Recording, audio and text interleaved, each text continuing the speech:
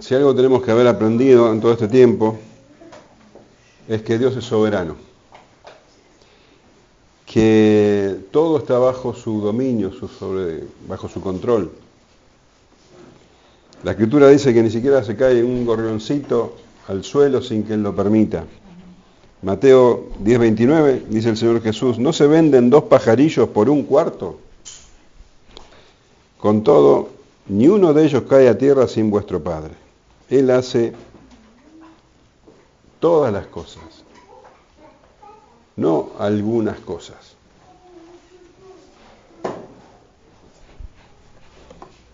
Todas las cosas, según el consejo de su voluntad.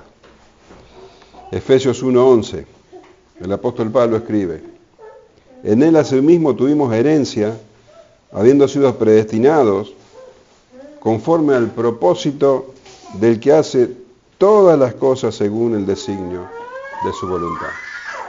Todas. Las pequeñas y las grandes cosas. Esto es lo que se conoce como la providencia de Dios. ¿Qué es la providencia de Dios? Bueno, que Él tiene un plan, un propósito para el mundo y bueno, y Él hace que ese plan y ese propósito se lleve a cabo. Él gobierna todo de tal forma que ese propósito y ese plan se cumple. Todo tiene que ver con ese propósito y ese plan. El Señor no es un mero observador. Él no está mirando cómo suceden las cosas. Las cosas suceden porque Él lo determina. Él ha diseñado la historia. La historia sigue el plan de Dios. Todas las cosas. Las grandes cosas. Los terremotos. Las órbitas de los planetas. Las catástrofes, las lluvias. Las guerras. Las elecciones presidenciales. Y la caída de un gorrioncito. No existe el azar, no existe la casualidad. Vos estás jugando a las cartas o tirando los dados y crees que esas cosas son aleatorias. Que pueden caer de una manera o de otra y que Dios no interviene en eso. No es así. Dios está al control de todas las cosas. Mirá lo que dice Proverbios 16:33. Podremos tirar los dados, pero el Señor decide cómo caen. Entonces, olvídate de que exista la casualidad o el azar. No, Dios está en completo dominio. Todo responde a su voluntad. 1 Samuel 2:6 dice así, Jehová mata y Él da vida, Él hace descender al Seol y hace subir. Jehová empobrece y Él enriquece, abate y enaltece, Él levanta del polvo al pobre y del muladar exalta al menesteroso, para hacerle sentarse con príncipes y heredar un sitio de honor. Porque de Jehová son las columnas de la tierra, y Él afirmó sobre ellas el mundo. Él guarda los pies de sus santos, mas los impíos perecen en tinieblas, porque nadie será fuerte por su propia fuerza. Proverbios 16:9 dice, el corazón del hombre piensa su camino, mas Jehová endereza sus pasos. El hombre cree que es independiente, que hace su propia voluntad, sin saber que es Dios el que dirige sus pasos. Proverbios 16:21. Muchos pensamientos hay en el corazón del hombre, mas el consejo de Jehová permanecerá. Proverbios 21:1.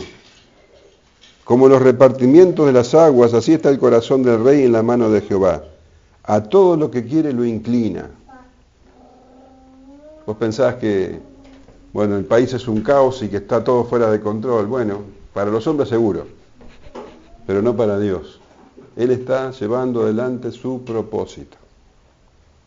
Él lleva adelante su plan.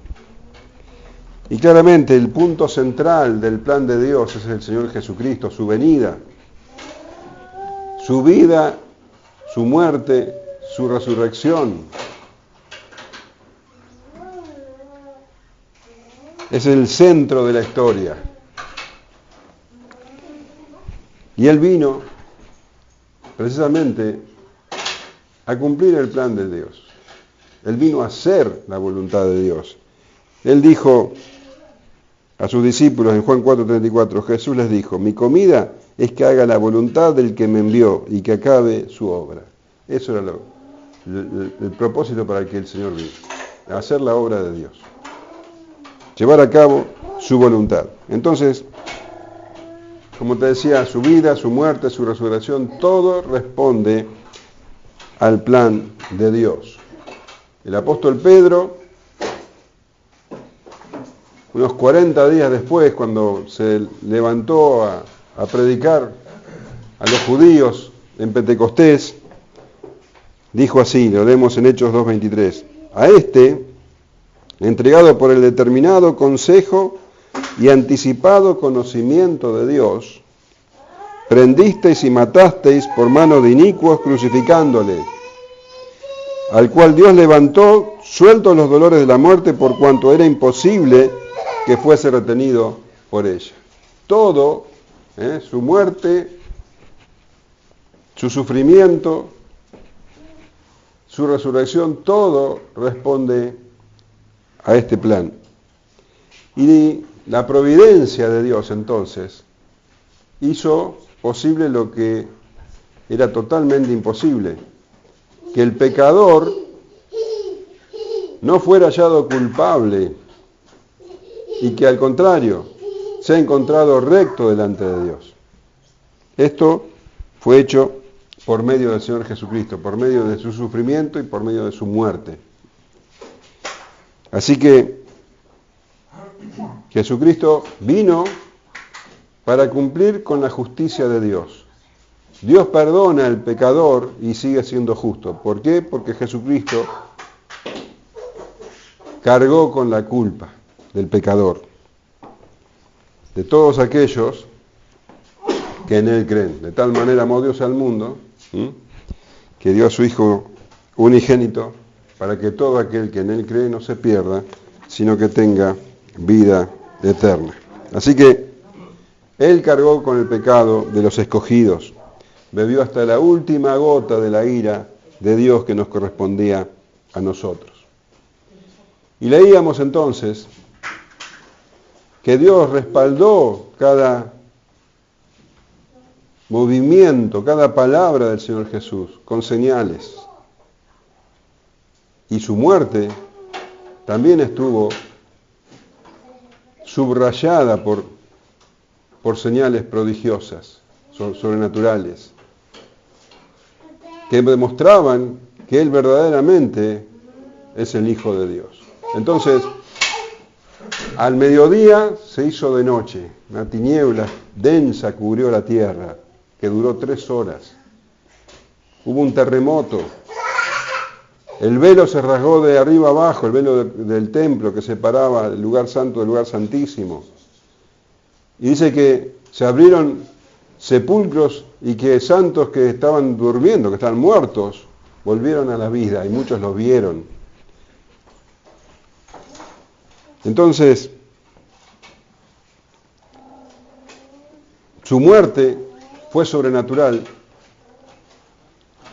su vida fue sobrenatural, su resurrección fue sobrenatural. Todo estaba bajo el plan de Dios, todo estaba bajo el control de Dios. Y también fue sobrenatural su sepultura.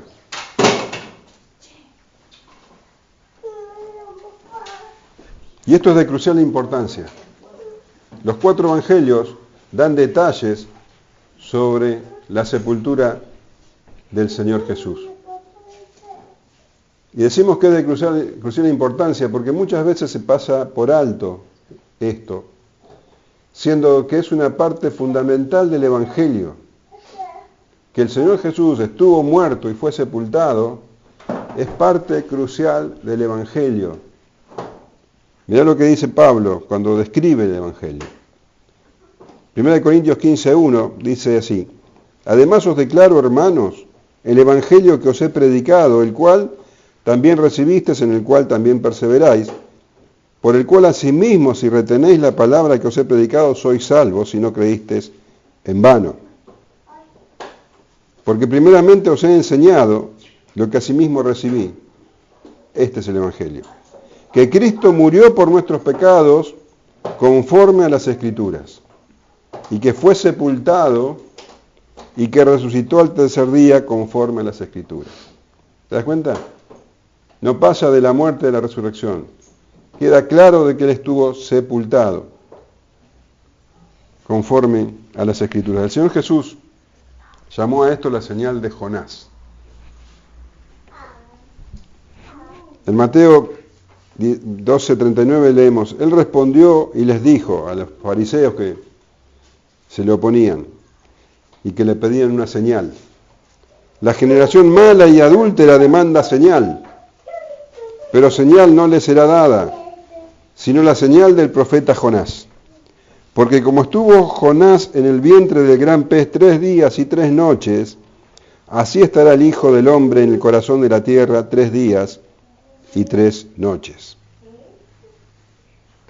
La providencia de Dios no se detuvo en esos 3 días. Al contrario, estuvo completamente activa. El Señor estuvo al dominio de cada situación, de cada suceso,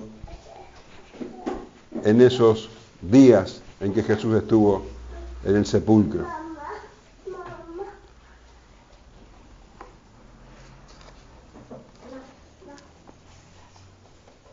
En el momento en que el Señor Jesús entregó su espíritu,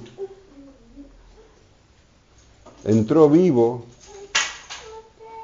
a la presencia de Dios en el cielo. Y su cuerpo inerte, su cuerpo sin vida, quedó allí colgado en la cruz. Pero todo estaba sucediendo conforme a la providencia divina. Y vamos a ver esa providencia en los acontecimientos que estuvieron vinculados al entierro del Señor Jesús. Vamos a leer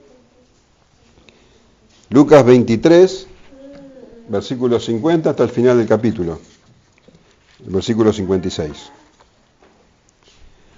Había un varón llamado José de Arimatea, ciudad de Judea, el cual era miembro del concilio, varón bueno y justo. Este, que también esperaba el reino de Dios y no había consentido en el acuerdo ni en los hechos de ellos, fue a Pilato y pidió el cuerpo de Jesús. Y quitándolo, lo envolvió en una sábana y lo puso en un sepulcro abierto, en una peña, en la cual aún no se había puesto a nadie. Era día de la preparación y estaba para comenzar el día de reposo. Y las mujeres que habían venido con él desde Galilea siguieron también y vieron el sepulcro y cómo fue puesto su cuerpo. Y vueltas prepararon especias aromáticas y ungüentos y descansaron el día de reposo conforme al mandamiento. Nosotros sabemos que el Señor Jesús entregó su espíritu en la hora novena, a las 3 de la tarde, y que estuvo en total 6 horas colgado en la cruz. 6 horas y entregó su espíritu. Mucho menos que la mayoría de las personas que eran crucificadas. Muchos duraban días agonizando, allí colgados. Los 2 malhechores que estaban a sus costados seguían vivos. Y el apóstol Juan describe cómo los soldados romanos descubrieron o verificaron que Jesús había muerto. Vamos a leer Juan 19, 31 hasta el 37. Entonces los judíos, por cuanto era la preparación de la Pascua, a fin de que los cuerpos no quedasen en la cruz en el día de reposo, pues aquel día de reposo era de gran solemnidad, rogaron a Pilato que se les quebrasen las piernas y fuesen quitados de allí. Vinieron pues los soldados y quebraron las piernas al primero, y asimismo al otro que había sido crucificado con él. Mas cuando llegaron a Jesús, como le vieron ya muerto, no le quebraron las piernas. Pero uno de los soldados le abrió el costado con una lanza, y al instante salió sangre y agua. Y el que lo vio da testimonio, y su testimonio es verdadero. Y él sabe que dice la verdad, para que vosotros también creáis. Porque estas cosas sucedieron para que se cumpliese la Escritura: no será quebrado hueso suyo. Y también otra Escritura dice: mirarán al que traspasaron. Dios estaba en completo dominio de toda la situación. Ahora, este pasaje nos muestra que los abismos de la maldad humana no tienen límites. Y vemos a estos judíos que no eran otros que los líderes religiosos de Israel, los sacerdotes, los principales sacerdotes. Ahí lo teníamos a Anás, a Caifás, los escribas, miembros del Sanedrín, que realmente estaban muy preocupados y que fueron a hablar con Pilato. Ahora, ¿cuál era la preocupación de estas personas?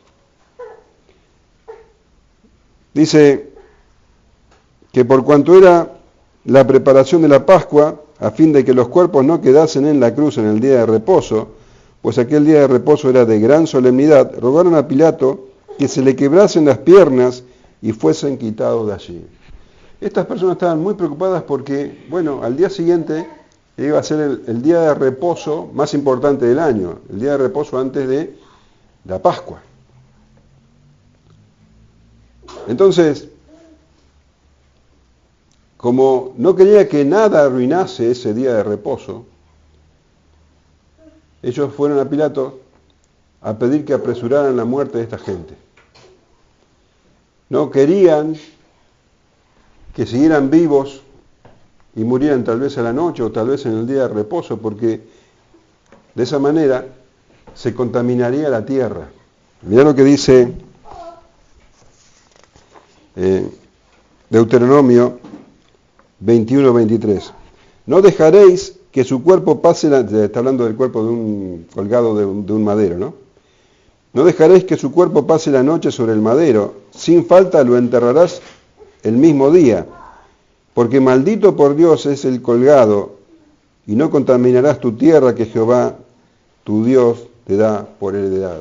Entonces, si estas personas morían ya pasada las 6 de la tarde, que ya comenzaría el día de reposo, iban a contaminar el día de reposo, iban a arruinar la festividad, y era un día de gran solemnidad. Ellos estaban muy preocupados por todo lo que había que hacer en ese día. Para ellos era lo más importante. Estas personas que habían complotado contra el Señor Jesús, primero que habían arreglado entre ellos su muerte. Y para lograrlo, vos sabés que mintieron, presionaron a Pilato, presentaron falsos testigos. Hicieron todo tipo de aberraciones para finalmente conseguir que Jesús, en quien ellos evidentemente no creían, pero que sabían que era inocente, fuera crucificado y tratado de la manera más salvaje. Nada de eso los perturbaba, pero sí los perturbaba que se murieran pasadas las 6 de la tarde, porque era un día de gran solemnidad ese sábado. Entonces fueron y le rogaron, mirá qué piadosos eran, que les quebrasen las piernas y fuesen quitados de allí. Ellos tenían miedo de que al morirse, después de las 6 de la tarde, contaminaran la tierra. No tenían conciencia de que la tierra no era su problema, lo que estaba contaminado eran sus corazones. El Señor Jesús le había dicho a sus discípulos, y lo leemos en Mateo 15, 19, porque del corazón salen los malos pensamientos, los homicidios, los adulterios, las fornicaciones, los hurtos, los falsos testimonios, las blasfemias. Estas son las cosas que contaminan al hombre. Ellos estaban completamente contaminados. Sin embargo, se preocupaban porque la tierra no se contaminase. No tenían ninguna conciencia, ninguna convicción de su pecado. Así que fueron a Pilato preocupados, pidiéndoles que apresuren la muerte, que les quebrasen las piernas a los crucificados. Y esto era lo que se acostumbraba a hacer, lo que los soldados romanos acostumbraban a hacer para acelerar una muerte de una persona que estaba crucificada. Le daban un violento mazazo con una masa de hierro contra las piernas para quebrárselas. Y muchos morían con ese golpe porque tenían los cuerpos tan debilitados que no resistían y morían. Pero los que quedaban vivos ya no podían levantarse, haciendo fuerza con sus piernas, entonces cuando se quedaban sin aire morían asfixiados. Esto no era algo que podía preocupar a estos religiosos. Lo que les preocupaba era que estos cuerpos, estas personas muertas después, no contaminasen la tierra. Porque era un día, dice, de gran solemnidad.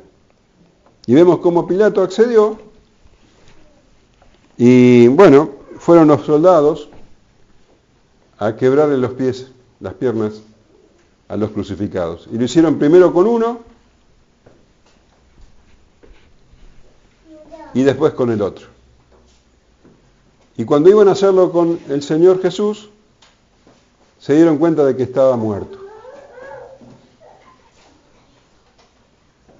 Estos hombres eran expertos en la muerte. Habían visto muchísimos muertos. Así que no hizo falta quebrarle las piernas. Seguramente el centurión, que había estado ahí en la muerte del Señor Jesús y que reconoció que él era un hombre justo y que era el Hijo de Dios, seguramente él les impidió que quebrasen las piernas. Pero para asegurarse de que estuviera muerto, dice, uno de los soldados le abrió el costado con una lanza. Le perforó el costado. Y dice que salió sangre y agua. Que según parece, esto también era algo extraordinario. Todas estas cosas que estuve relatando no fueron producto del azar ni de la casualidad. No fue que a estas personas, a estos judíos, se les ocurrió ir simplemente a pedir que por favor quebraran las piernas de los ajusticiados, que Pilato lo permitiera, que verificaran, que les quebraran las piernas a los de sus costados y que verificaran que el Señor Jesús ya estaba muerto y que le abrieran el costado. Todas estas cosas estaban bajo el control de Dios. Y quiero hacerte una acotación. Ahí tenemos a los dos crucificados al costado del Señor Jesús.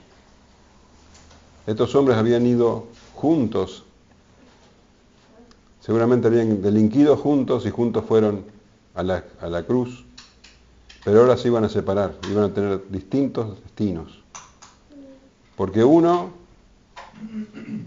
iba a ir al lloro y al crujir de dientes, al infierno. Y el otro, que también había sido un malhechor, un ladrón, un asesino, pero que se había arrepentido y que había reconocido que Jesús era el Hijo de Dios, ese iba a estar con el Señor Jesús en el paraíso. El hecho es que todas estas cosas no ocurrieron por azar ni casualidad. Y el mismo Juan lo destaca. Dice que todas estas cosas sucedieron para que se cumpliese la Escritura. Todo estaba bajo el control de Dios. Dice, en primer lugar, no será quebrado hueso suyo. Porque la ley ordenaba que el cordero pascual, el cordero sacrificado para la Pascua, no tenía que tener ningún hueso quebrado. Mirá lo que dice Éxodo 12:46. Se comerá en una casa y lo llevarás de aquella carne, y no llevarás de aquella carne fuera de ella, ni quebraréis hueso suyo. Y Números 9:12 dice, no dejarás al animal sacrificado para la mañana, ni quebrarán hueso de él, conforme a todos los ritos de la Pascua la celebrarán. Y este es el Cordero de Dios que quita el pecado del mundo, el verdadero Cordero de Dios que quita el pecado del mundo. Y conforme a la ley no se quebró ningún hueso. Era común, era lo que se acostumbraba. A todos los crucificados les quebraban los huesos para verificar que estuviera muerto. A Jesús no, porque estaba escrito, porque Dios estaba al control. Y también dice, también otra escritura dice, mirarán al que traspasaron. Y esa es una profecía de Zacarías. Zacarías 12:10 dice, y derramaré sobre la casa de David y sobre los moradores de Jerusalén espíritu de gracia y de oración, y mirarán a mí, a quien traspasaron, y llorarán como se llora por hijo unigénito, afligiéndose por él como quien se aflige por el primogénito. Jesús es el hijo unigénito. Jesús es el primogénito de los muertos. Dice Juan 1:18, a Dios nadie le vio jamás. El unigénito Hijo que está en el seno del Padre, Él le ha dado a conocer.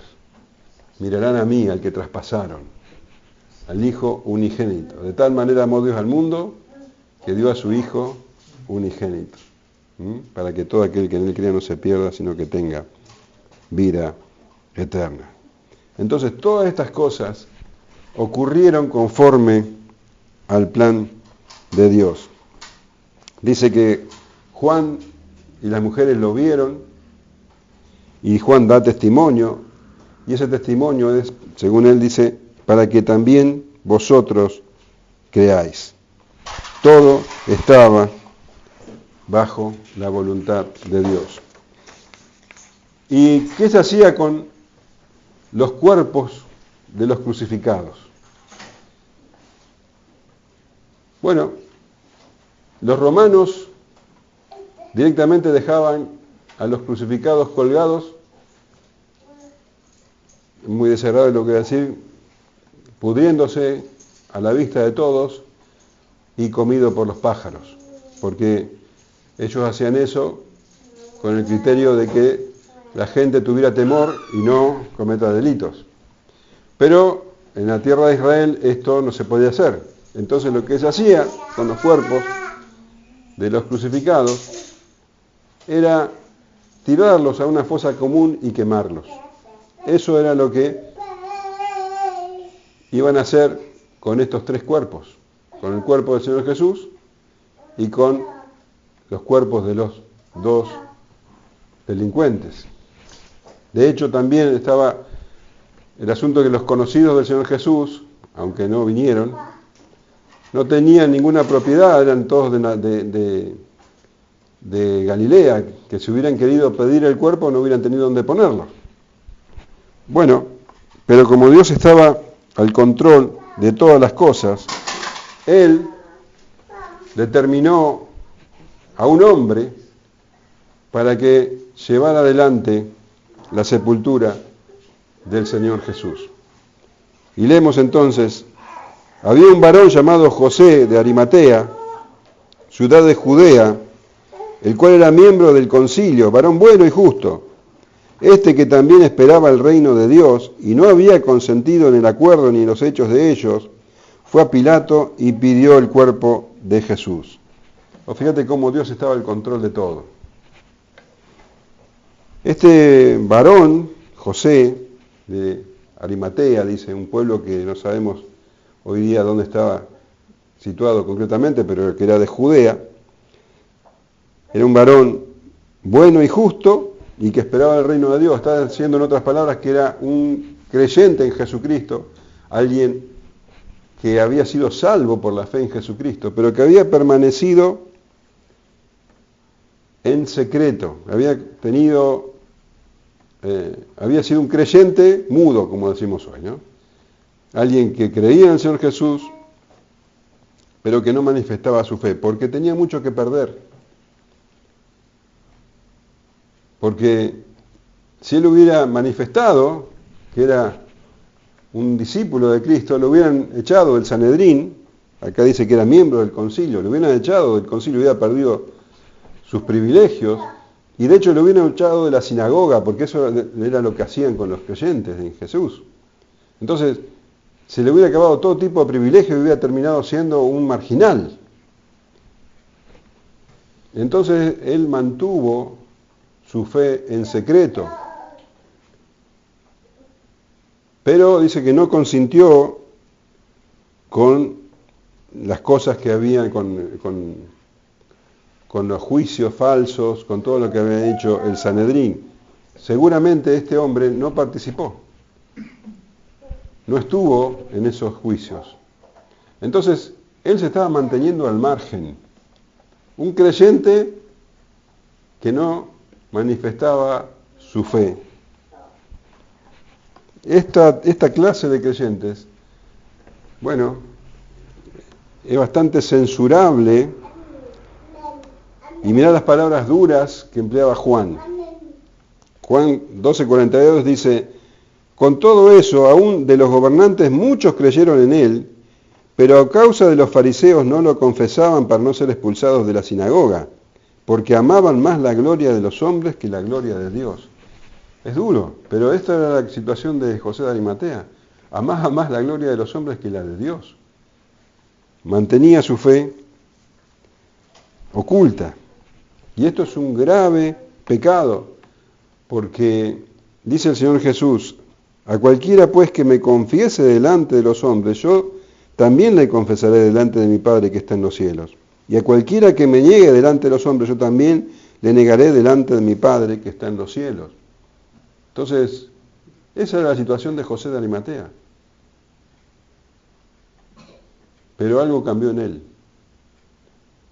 Y ese temor que tuvo hasta ese momento, de pronto se transformó en un celo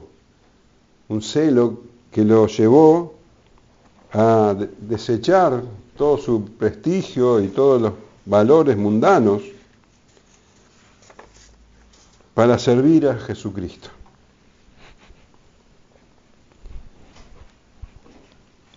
Todas las honras, las riquezas, los privilegios que había tenido hasta ese momento, ahora les resultaban nada. Mateo 16:25 dice, porque todo el que quiera salvar su vida la perderá, pero todo el que pierda su vida por causa de mí, la hallará. Porque ¿qué aprovecha el hombre si ganare todo el mundo y perdiere su alma? ¿O qué recompensa dará el hombre por su alma? Y José de Arimatea estaba perdiendo su alma hasta ese momento. Ahora tenía celo por el Señor. Y ya no podía ocultar su fe. Y mirá cómo lo describe Marcos.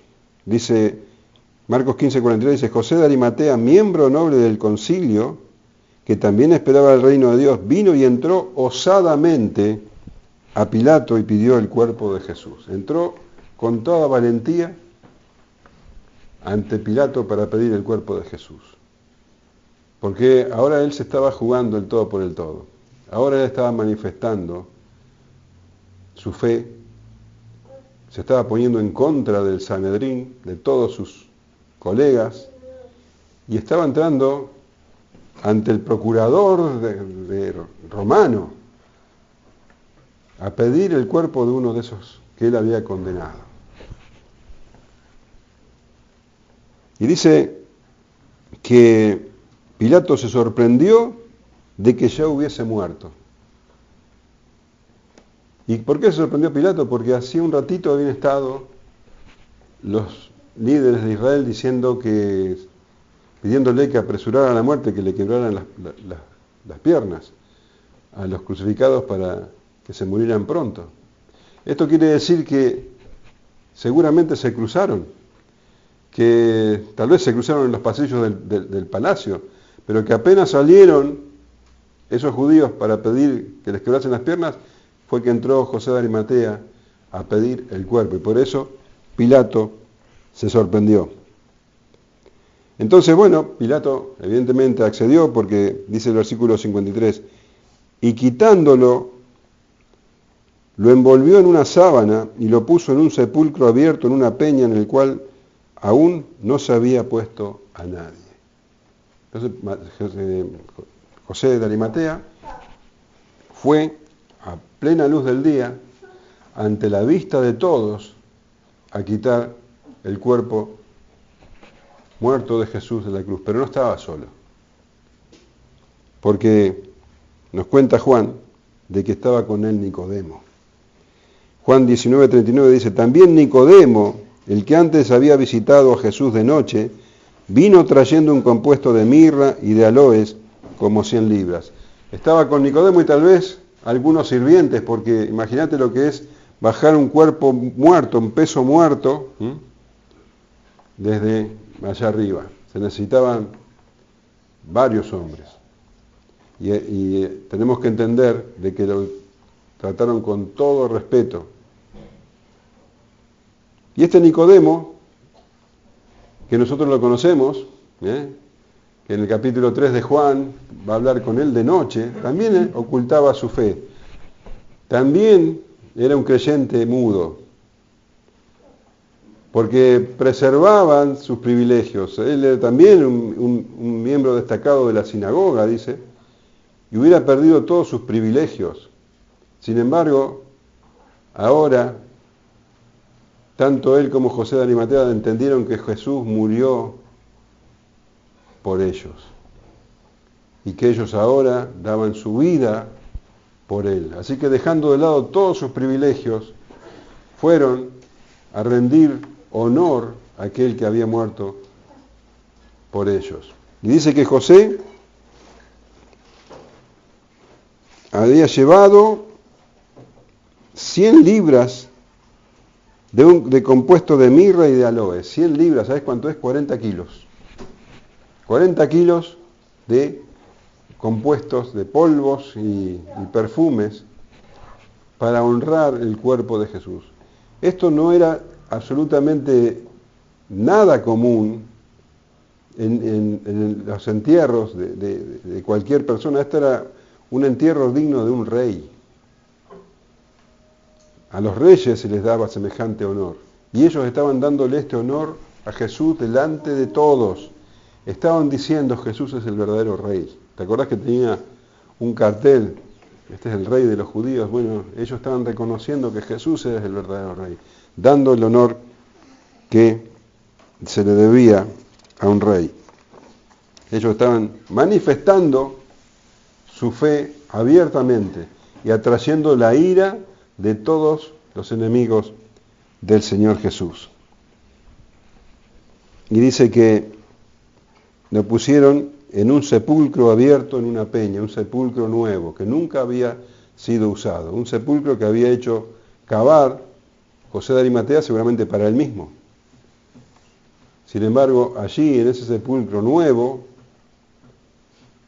fue puesto el Señor Jesús. Y de esta manera se estaba cumpliendo la Escritura. En Isaías 53:9 dice, y se dispuso con los impíos su sepultura. El Señor tendría que haber sido, según lo que pensaban los judíos, tendría que haber sido, el cuerpo del Señor había sido tirado a la fosa y había sido quemado. Se dispuso con los impíos su sepultura. Ese era el destino de los cuerpos de los crucificados.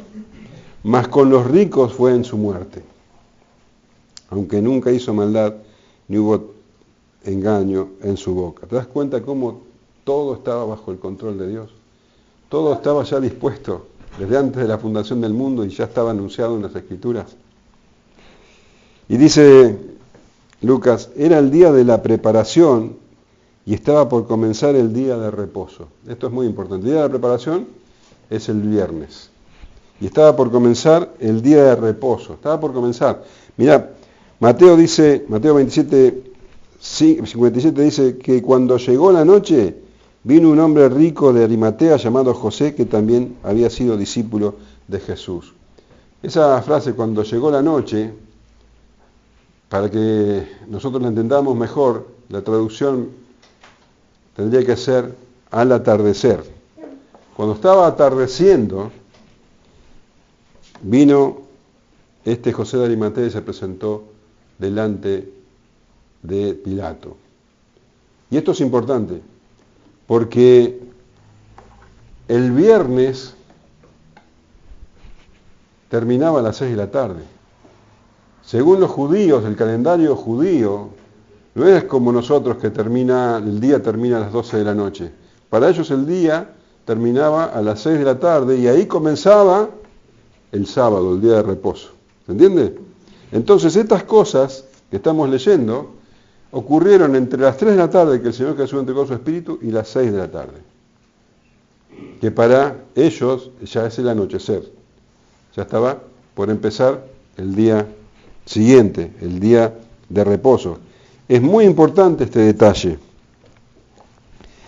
porque vemos cómo el Señor Jesús fue desclavado de la cruz ese día viernes. Si los religiosos no hubieran tenido esa urgencia, esa inquietud, y hubieran dejado al Señor Jesús clavado en la cruz después de las 6 de la tarde, entonces no se hubiera cumplido la palabra que él dijo, la señal de Jonás. Él dijo, como Jonás estuvo en el vientre del gran pez 3 días y 3 noches, así estará el Hijo del Hombre en el corazón de la tierra 3 días y 3 noches. Para los judíos, ellos contaban los días de la siguiente manera. Una parte del día era el día completo. O sea, Jesús estuvo en la tumba, una parte del viernes se contaba como un día. Estuvo el sábado, otro día. Y el domingo, el comienzo del domingo, como 3 días. Entonces, conforme a la manera en que los judíos contaban los días, verdaderamente él estuvo 3 días y 3 noches en el vientre de la tierra. Y así es como se cumple su palabra. Todo estaba bajo el control de Dios. Y dice, y las mujeres que habían venido con él desde Galilea, siguieron también y vieron el sepulcro, y cómo fue puesto su cuerpo, y vueltas prepararon especias aromáticas, ungüentos, y descansaron el día de reposo conforme al mandamiento. Y esto también es muy importante. Es muy importante que hayan verificado que el Señor Jesús estuvo muerto, que de hecho lo trataron con honores que se le da a un muerto importante, a un rey. Y también es importante que las mujeres que habían venido de Galilea también vieron eso. Lo aclara bien Lucas. Y las mujeres que habían venido con él desde Galilea siguieron también, o sea, siguieron a José de Arimatea y a Nicodemo, lo vieron descenderlo de la cruz y llevarlo hasta la tumba, hasta el sepulcro. Dice, lo siguieron también y vieron el sepulcro y cómo fue puesto su cuerpo, y vueltas prepararon especias aromáticas y ungüentos y descansaron el día de reposo conforme al mandamiento. Porque Dios estaba al control y Él sabía de todas las excusas que iban a levantar los judíos para justificar que el domingo apareció la tumba vacía. Ellos iban a decir que en realidad Jesús no murió, sino que se desmayó.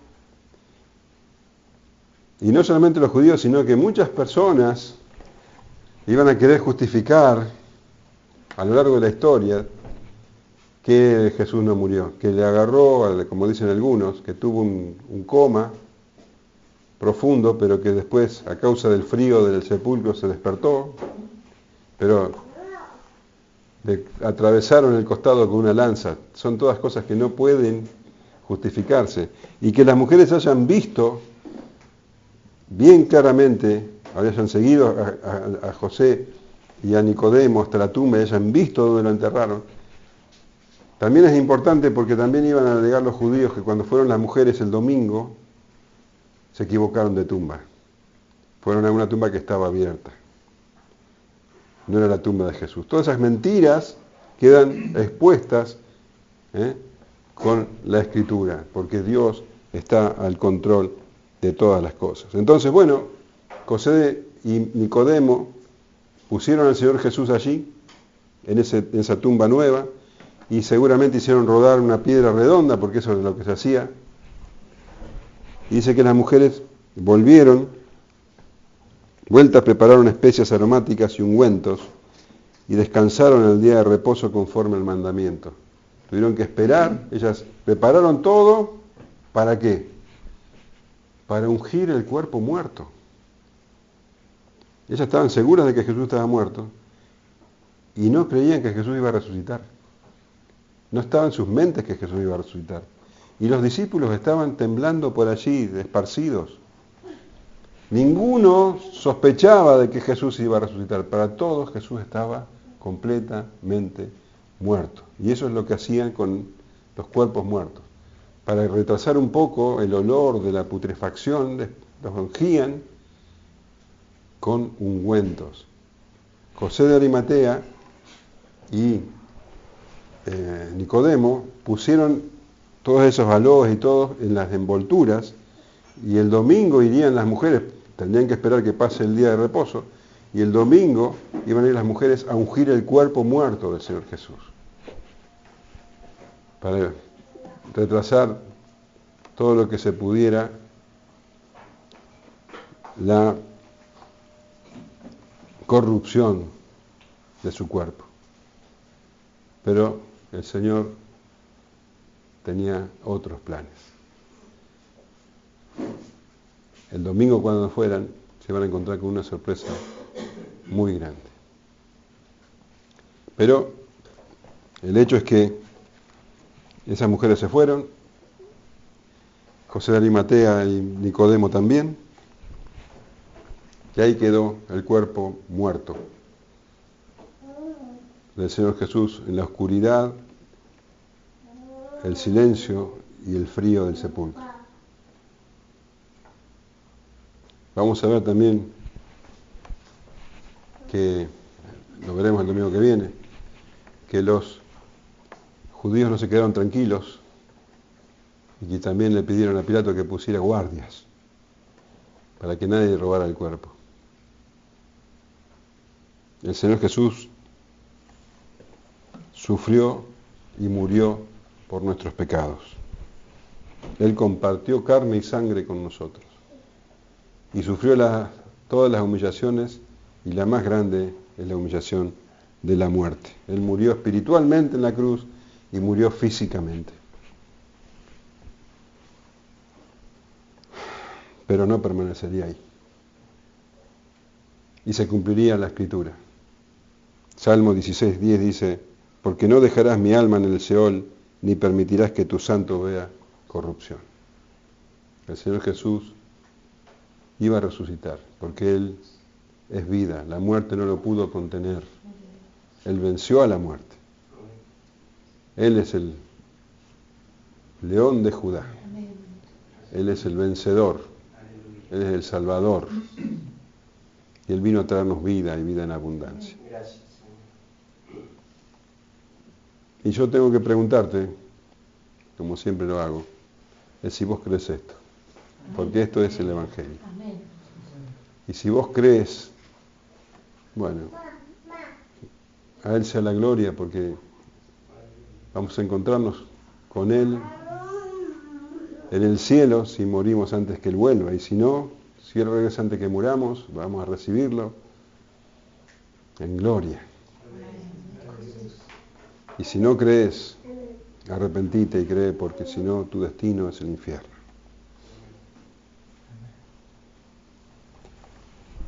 Bendito sea el Señor. A Él sea la gloria. Amén.